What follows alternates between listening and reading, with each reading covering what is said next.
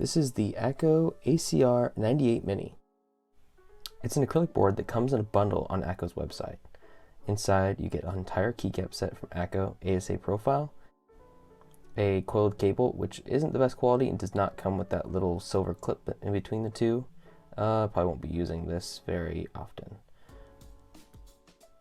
A set of adjustable feet, two-stage, which is super interesting, and they're adhesive. I'm not entirely sure how I'm going to put this on. And a keycap puller. I didn't notice a switch puller in the bag, so keep that in mind when you buy this thing. You'll need a switch puller separately. The USB-C port is smack dab in the middle, which a lot of people aren't a fan of. I think I am for straight cables, not for coiled cables. Just depends on the style. And on the back, you'll see the really nice shiny Akko logo, along with the feet.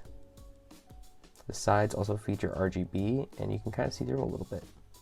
The build quality is pretty decent for stacked acrylic, though you can kind of tell where they cheaped out on this thing. I was messing around with RGB a little bit, and you'll notice there's quite a bit of different functions you will learn. The bottom has a separate feature, and the top has its own settings and stuff.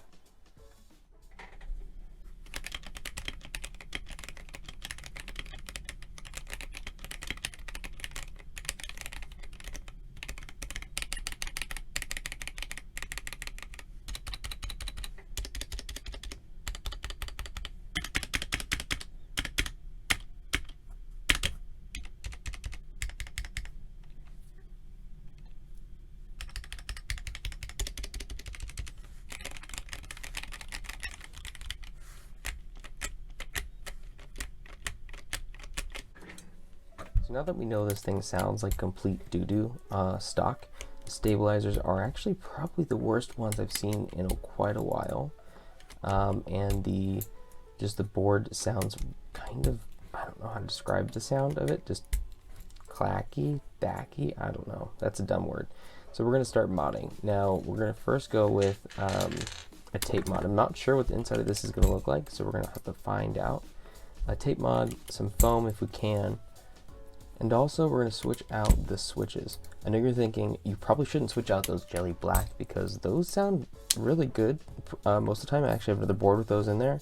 But I have some extra rose reds I want to try out first because typing all day at work, blacks aren't the best. And I'm going to switch them out to something a little lighter so that I can use it all day and constantly. The next thing I love about this board and why it kind of piqued my interest is the layout. There's no function row. There's a numpad, but it's literally only for digits, which you might think is dumb.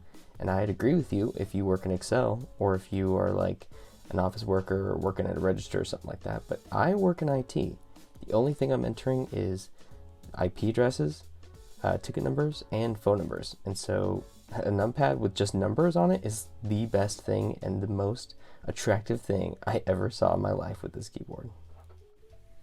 Picking this thing up, it's pretty solid, but the stabilizers on here are horrible. They rattle, they shake, they are very low quality and cheap. So we're going to have to do all the things, and if you look there, the PCB is actually shifting back and forth, so there's not a lot of some loose stuff there, and I think the switches were holding everything in place, which is why it sounded so bad to begin with. So the first thing we're going to do is take out those stabilizers and get them modified. Probably do some clipping, lubing, maybe a holding mod. I haven't done that before, so I might struggle with that. Flipping this thing over, you can see it's got a bunch of really nice looking screws in here, but they're using an Allen wrench, so you'll need one of these. You don't necessarily need this one, but this is the only thing I could find in the house that had the right size on it, and I really wish I had one of those like wow sticks or something, but I'm too broke, so I'll just stick with this. And there we go. Okay, yeah, that thing is not holding on to anything. It is just loose in the case.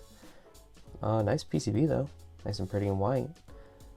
I don't have much room to put much in here though, so that's what I'm gonna have to figure out. It's the top layer, it's the middle layer. Here is the PCB. And I guess the acrylic plates underneath that. Interesting. Alright, I'm going to put this back on here because I don't have anything to put in between. But I am going to try and fill some tape or some foam inside of the PCB. I've got this really thick and thin CRE craft foam I got at Michael's that I'm hoping will fit this.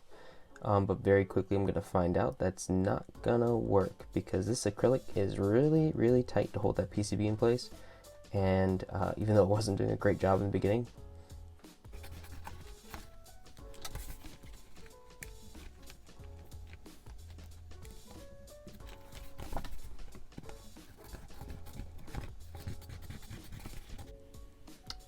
yep, that is not going to fit.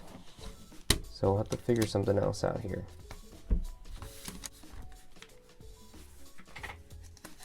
Tape. Tape always works. We'll make it sound a little poppier, maybe. Make it sound a little damper. That's all I want. Just want some kind of dampening in this case where I can fit it.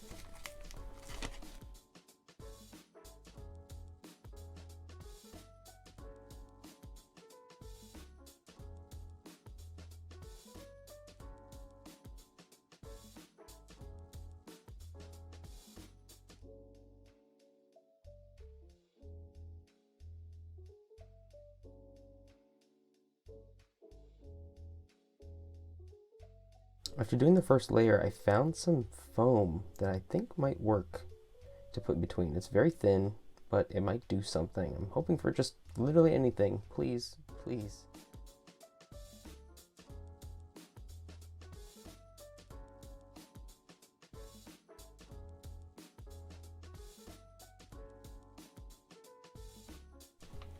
At this point, I'm kind of just winging things, so I need to have it secured down. So I decided to put the second layer of tape over the foam. If this actually works, I'll call this the sandwich mod and we'll make it a thing. Tape, a layer of foam, tape, layer of foam. I don't know. We're just seeing how things go.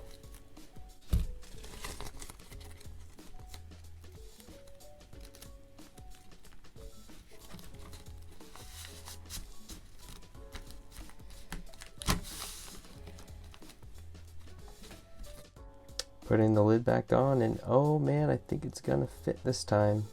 Let me just move this around a little bit.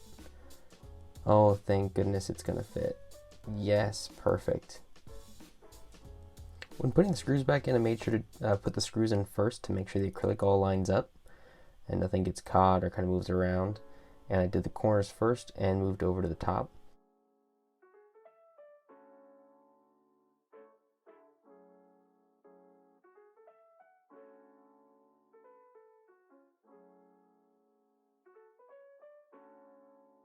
I ran into a small issue where the USB-C port acrylic is kind of bent down. So I got my handy dandy mechanical pencil, used for everything I gotta use like this, and to kind of pull it up while I put the screw in so it lines it up and holds it. It worked perfectly, and just keep this in mind next time you're building yours. One other issue I ran into is that the PCB didn't actually line up once I got done screwing everything up, and the switches couldn't fit. So I put in get the blacks back in to see if it can help hold the PCB while I do the rest of the board. And so far, so good. On to the stabilizers.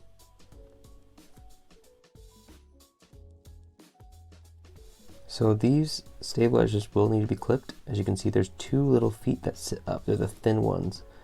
And clip both of them. So there's one here on one side, clip, and another on the other side. There are videos you can watch more detail, but that's basically all you do. The stabilizers are all clipped in lube, and if you want more information about how to do that yourself, there's tons of videos out there, and mine's not going to be the best. Now I'm going to try the Band-Aid mod to make these stabilizers stay in the board better without so much rattle. And I'm not going to spare you with this because it was my first time, and it was an absolute nightmare. And trial and error over and over again, so we're going to move right on through this. Alright, so the switches we're going with are going to be the Akko Rose Red. I think they fit the build pretty well because this is a black and pink keyboard, and these are pink switches. They're smooth, they have a nice light switch spring on them, and I'm a huge fan. I had an extra case, so I figured, well, why not?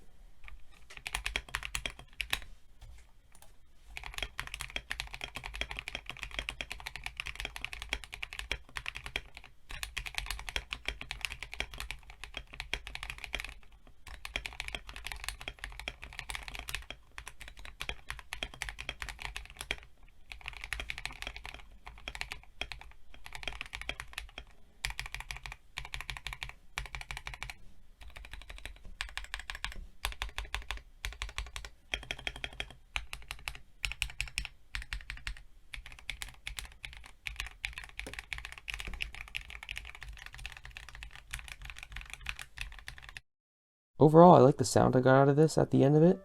I only had to add the Holy mod to stop the spacebar from pinging like crazy. It's a new kind of look and a new experience for me, so I'm a huge fan. If you like this board and you want to take a look, I'll drop a link in the description.